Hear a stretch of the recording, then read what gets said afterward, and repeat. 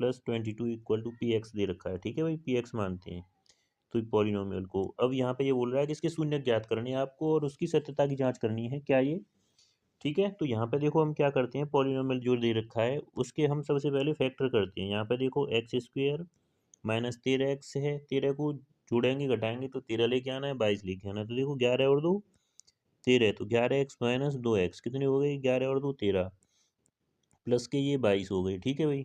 अब देखो दोनों में से यहाँ पे x कॉमन लेंगे तो ये हो जाएगा आपका x माइनस 11 माइनस के 2, ठीक है, ये हो जाएगा देखो आपका x माइनस 11। तो यहाँ से हमारे दो फैक्टर हो गए, एक हो गया आपका x माइनस 11 और एक हो जाएगा आपका x माइनस 2।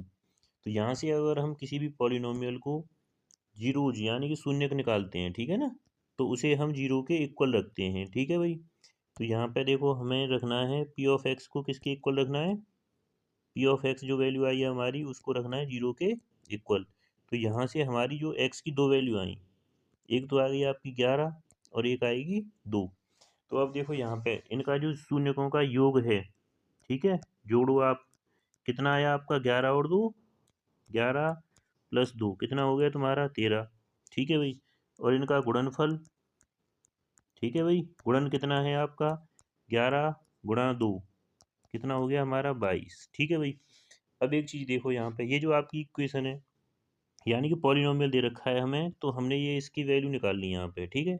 तो अब सत्यता क्या करनी है आपकी, सत्यता की जांच कैसे होती है कि ये होता है आपका फॉर्मूला, जैसे कि A X square plus B X यहाँ पे इक्वल जीरो नहीं है, ये पॉलिनोमियल है, ठीक है, पी ऑफ एक्स है।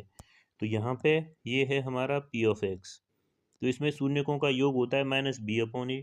तो देखो माइनस यहाँ पे है, बी की वैल्यू है माइनस का 13, ए की वैल्यू देखो यहाँ पे कुछ है ही नहीं तो माइनस माइनस प्लस, ये हो जाएगा देखो 13, ठीक है। यहाँ पे भी देखो योग हमारा कितना आया 13।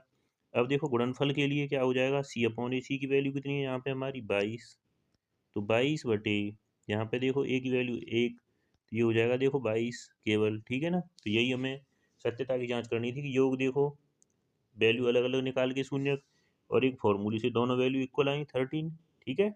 और यहाँ पे देखो गुणा से गुणा करके निकाला और दोनों जो वैल्यू फॉर्मूले से निकाली तो दोनों वैल्यू कैसी आई, बराबर आई।